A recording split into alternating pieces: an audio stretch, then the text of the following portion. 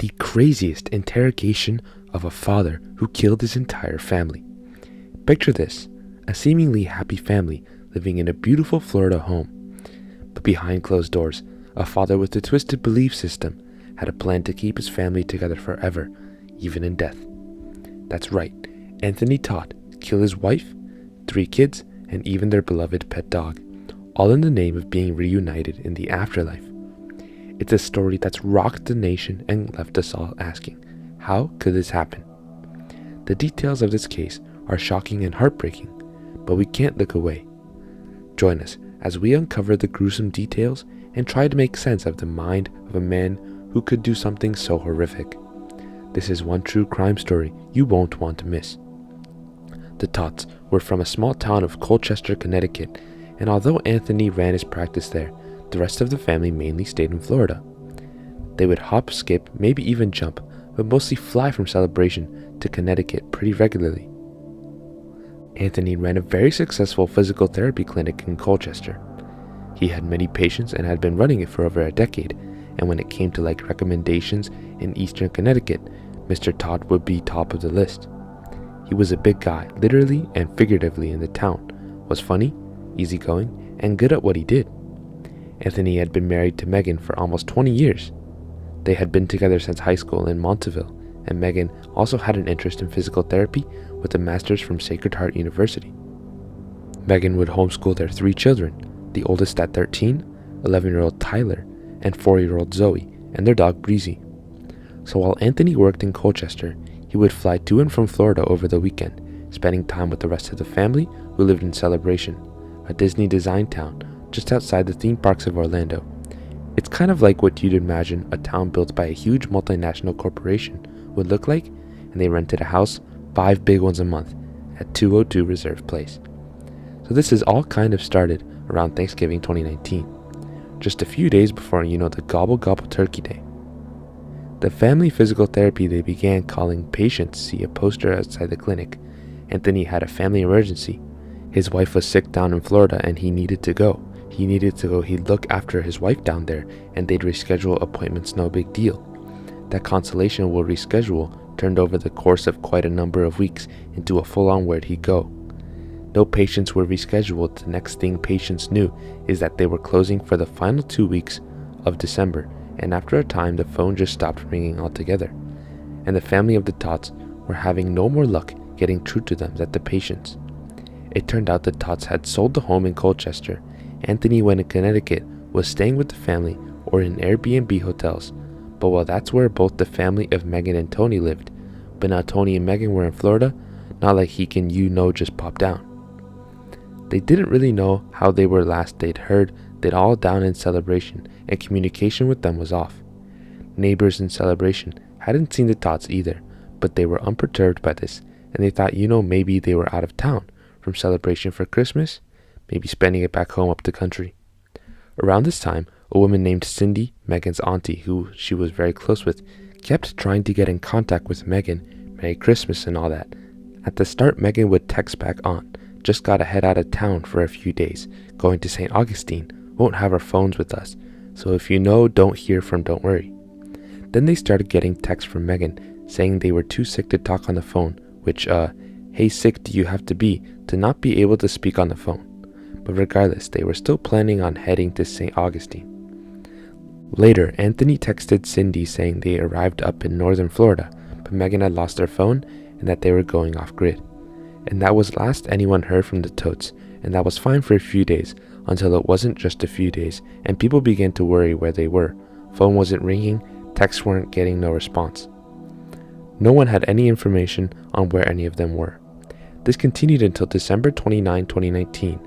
The Osceola County Sheriff's Office received a request to complete a full well-being check on the Todts' home from a family member in Connecticut. The family was concerned because they were told that the Todts had the flu and that they had not heard from them for weeks. Deputies checked out the home, but nothing suspicious was noted. There were no other suspicious activities reported by neighbors, and the blinds of the home were closed and no one answered the door. Todd's family was known to travel often. Several more attempts to reach out to Anthony Todt were made on January 13, 2020. The Osceola County Sheriff's Office responded to the home to assist federal agents in serving an arrest warrant for the father for crimes out of Connecticut. The safety check of the home was completed, and the 3 children, the mother and the family dog, were found deceased. The time of death is 9:37 a.m. The father, Anthony Todt, was interviewed by Osceola County Sheriff's Office detectives at Advent Health Hospital, and his statement is summarized as follows. Anthony last consumed Benadryl on January 11, 2020, and was not under the influence of any drugs or alcohol. Anthony disclosed that himself and his wife, Megan, had been planning for months to kill their children and then each other in a suicide pact. They all had to die together in order to be with each other in the next life. Anthony admitted to killing his 3 children, 13-year-old Alec, 11-year-old Tyler, and 4-year-old Zoe. Anthony used a knife and stabbed the boys in the abdomen, then suffocated them one at a time in separate bedrooms. He could not remember if he stabbed Zoe, but knew he suffocated her on her bed once the children were deceased. Megan used a knife and stabbed herself in the abdomen twice. After a few hours, Megan took grape Tylenol PM, and once she was rested, Anthony suffocated Megan until she died. Anthony waited for all the bodies, who were still all in separate rooms, to come out of rigor mortis before moving the bodies. Once the bodies were out of rigor mortis, Anthony moved the bodies to the master bedroom so they could all be together as a family. He placed the boys on mattresses next to his bed so they would be comfortable. He placed his daughter's body wrapped in a sheet at the foot of his bed prior to killing Megan. He suffocated the family dog so it could also be with the family in the afterlife.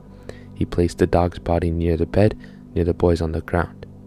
Anthony attempted to take his own life after killing Megan, but failed, claiming he chickened out.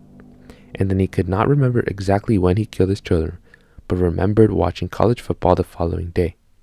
The children were killed in the nighttime, and Megan was killed the following day. Anthony estimated that these events took place on a Friday and possibly before Christmas 2019, but he could not confirm. He claimed sole responsibility for the death of his family and reiterated the premeditation fashion of these murders. He and Megan began planning the suicide pact in June or July 2019 in an effort for the entire family to be together in the afterlife. All conversations were recorded in post Miranda. The Osceola County Sheriff's Office investigated the death of Zoe, Tyler, Alexander, and Megan Todt. The detectives believe that the deaths occurred in late December 2019. On January 15, 2019, Anthony Todt was charged with 4 counts of premeditated first-degree murder and 1 count of animal cruelty. On February 1st, 2020, Anthony Todt was charged with 4 counts of murder with a depraved mind. The father pled not guilty. On January 33rd, 2020, waived agreement. The dude is sick. Even just last week in April of 2022, he had changed his story a multiple amount of times. First, he said that his wife and he were planning this for the gym, but even they didn't believe that. It's a shame that he tried to blame someone he killed with his own hands. He said that when it was his turn to kill, he chickened out, but he did confess more than 3 times to the killing of his family. His motive kept changing from his wife wanted to be together in the afterlife to coming home and seeing everybody dead, and he took it upon himself to kill his wife for killing his kids. All of these changes he must have imagined. While being locked up in prison, he wrote letters to his dad, and apparently the apple doesn't fall far from the tree. Roberto, father of the convicted killer, has also experienced something similar. His father was arrested in July of 1980. Anthony Todt was 4 years old at the time when Robert Todt served 5 years in prison. It appears that Robert Todt was caught up in a co-defendant. Battle of hearsay. Newspaper shows a woman was shot. Records show that it was a babysitter. Robert Todt was not known to be the shooter. The shooter confessed that Robert was the financier of the murder. Robert Todt said in the statement, "I had no part in raising him." Let's face it, being that his father was caught in a sticky situation where innocence is extremely hard to plead, especially when the death penalty applies to those who choose such a plea. That's it for this video, guys. Don't forget to like, share, and subscribe for more thought-provoking content.